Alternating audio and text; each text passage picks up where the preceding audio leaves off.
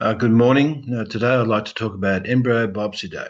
This was prompted by a recent article in the Journal of Assisted Reproduction and Genetics, where the authors were looking at the euploid rate on embryos biopsied on day 5, 6, 7, and 8. So, by way of background, fast-growing embryos, which I would call normal-growing embryos, normally reach the blastocyst stage on day 5. Some even start to hatch. Initially, only day 5 blastocysts were biopsied and all the remaining embryos were discarded. However, with older women and males of poor sperm quality may all generate embryos that naturally grow slower. More recently, under pressure to maximise the number of embryos for transfer and for alternative ways of doing DNA testing, extending the culture period to day 6 or day 7 allows for slower growing embryos to also be biopsied. But what does the data say about these inverted commas slow embryos? By way of welcome disclaimer, my name is James Stanger. I'm an embryologist with more than 50 years experience. These videos from my Fertilize YouTube channel are my attempt to bridge the gap between information you may need for your fertility treatment and the most recent publications available to your clinic staff. I'm not a medical person and this information is not medical advice, but it may help you in knowing what questions to ask about your treatment with your doctor and maybe to help in understanding the advice that you receive. I hope it helps. And finally, this page is always allocated to potential supporters of IVF Daily. I'm only just starting out, but if you want to promote your company or clinical product, this may be just the place. It's worthwhile noting that in supporting the IVF Daily channel, your support may mean an IVF client becoming a better informed IVF client. You can click subscribe or become a sponsor or just make a donation to help others on their fertility journey. So let's look at a couple of papers. The first one just looked at day 5 and day 6 biopsy data. And basically, as you can see here, the authors reported a euploid rate that was significantly higher on day 5 compared to day 6, 47% compared to 32%. And they noted that even when these embryos have been transferred back, the live birth rate from the early biopsied embryos was significantly higher than that for the day 6 biopsied embryos. Just to make it confusing, if you stratify the data by embryo quality, this difference disappears, and, suggesting that the live birth rate and miscarriage rate for blastocysts of the same quality grade between day 5 and day 6 are the same. And that implies that on day 6, there are fewer good quality blastocysts. And they also make a claim that age stratified analysis also showed that clinical outcomes are very similar. So at face value, the raw data suggests day 5 blastocysts behave better than day 6.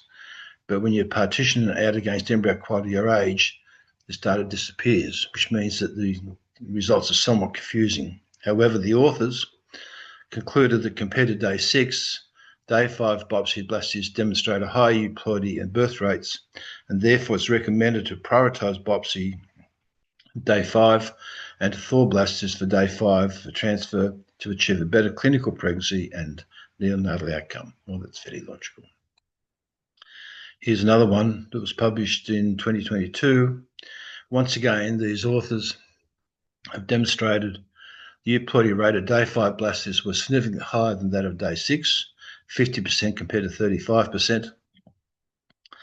This effect of increasing time to embryo blastulation, significantly reducing the prevalence of euploidy, was not seen in women 38 years or older.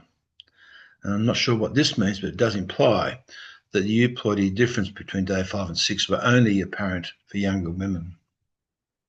And they concluded that in non-PGT cycles, our data support the selection of day 5 blastocysts for transfer over day 6.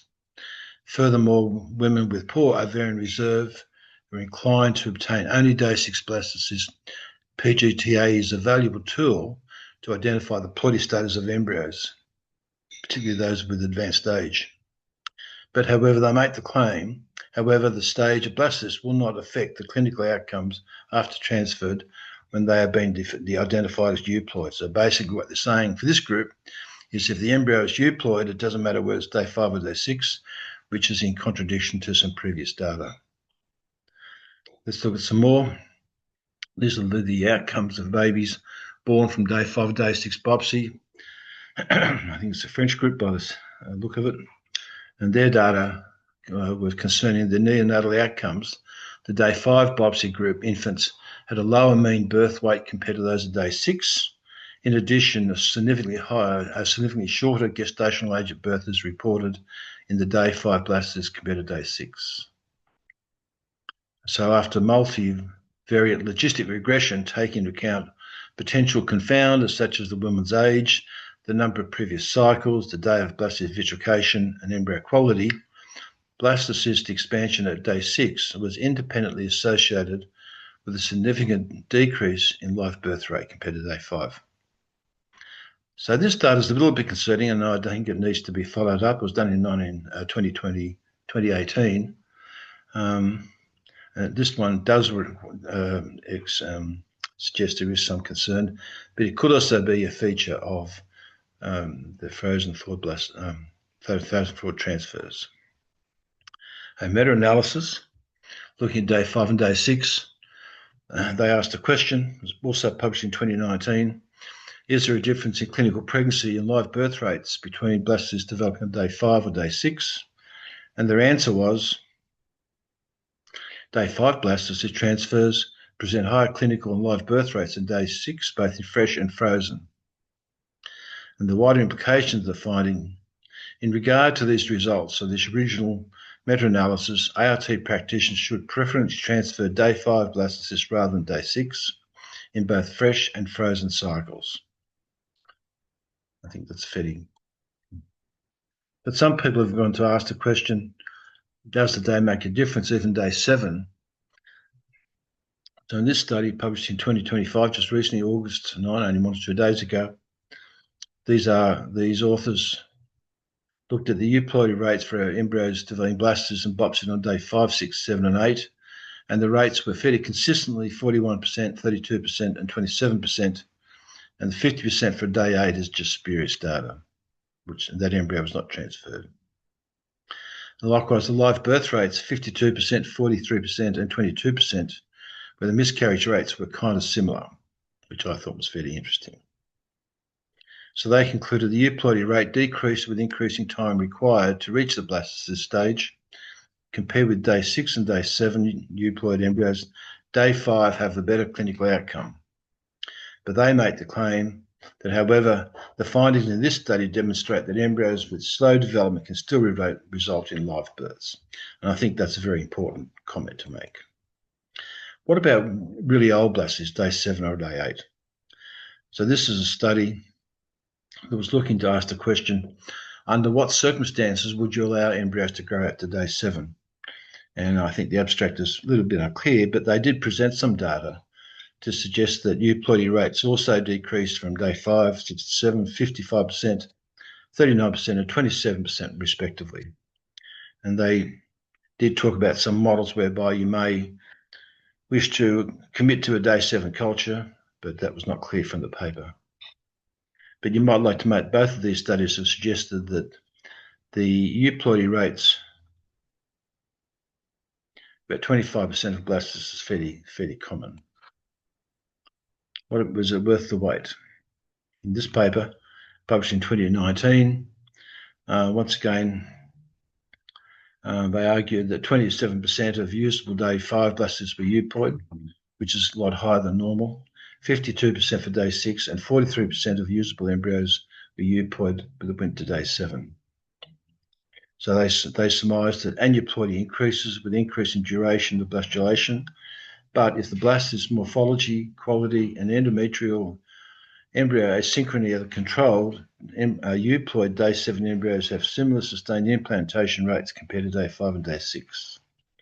So the theme of these studies is to try and prove that an embryo that reaches blastocyst stage on day 7 and is found to be euploid behaves very much like every other embryo. But there may be other reasons why you may wish to culture embryos on rather than just slow-growing embryos. And in this study, the authors were looking to use non-invasive PGT to identify the euploid status of embryos. This is where you're looking for DNA in the embryo culture media. And in this case, they found that if you prolong the culture from day 5 to day 6, there is more DNA detectable in the culture media, and that gives you what they call higher informativity rates. That is how many embryos can deliver a diagnosis of euploidy. And their data, extending the results to day 6, improves the informativity but does not compromise embryo viability and quality. And the data does seem to suggest that pregnancy rates for day 5 and day 6 were much the same. But if you look at that, there's one interesting aspect that you had quite a few embryos on day 5 that were starting to hatch. And on day 6, not very many of those embryos actually hatched. So the observation of this quick study was that overall the euploidy rates was highest on day 5 and lowest on day 7. So day 5 embryos had the highest euploidy rate and the highest pregnancy rate. Slow-growing blastocysts are associated with increasing rates of aneuploidy. In some publications, euploid day 6 and day 7 blastocysts appear to deliver a similar pregnancy rate to day 5, but not all publications support this argument. Quite most papers do suggest a poorer pregnancy rate from delayed embryos. And therefore, it raises some interesting questions that when you're looking at data, fresh and frozen pregnancy rates, do you need to take into account the day when the embryos have been biopsied, or what proportion of the data were day 6 biopsies? And do we need to know the biopsy day when analysing pregnancy rates and birth data, if in fact that does impact on those rates? And some further implications. This may be important for older women where development is often slower. So older women coming through and having PGD, which a lot are, to test for euploidy, that they should be informed that there is a chance they may need to grow the embryos out to day 6. And that even though the embryos on day 6 and day 7 may have a lower rate of euploidy, some data suggest there is still a reasonable chance of pregnancy, and certainly not a reason for not doing it. But they do need to be informed that the rates are a lot lower. At a more high level, though, you might ask the question, what are the long-term implications of transferring slow-growing euploid embryos in terms of health of children? One wonders whether this data is being collected to allow childhood development to be tracked. And I'm not sure how the day of biopsy is managed inside clinical data systems and information about the embryo when they're being moved between clinics, nor is there any mention about the increased workload. So just to summarise this small video, euploidy rates decrease as the slower the embryo grows. They're all able to deliver pregnancies, but the more pregnancies obtained with the fastest growing embryos. And there are some suggestions that slow-growing embryos have adverse pregnancy and neonatal outcomes. And therefore, there is some concern this data should be tracked going forward to allow reassurance that there is no adverse outcomes from transferring day 5 embryos. So I'd like to thank you for persevering with the talk. I know IVF is a very personal journey that involves the actions of many people, and it does help to understand all aspects of this journey. Hope this talk has been of value. If you like it, please tell others to subscribe, and thank you.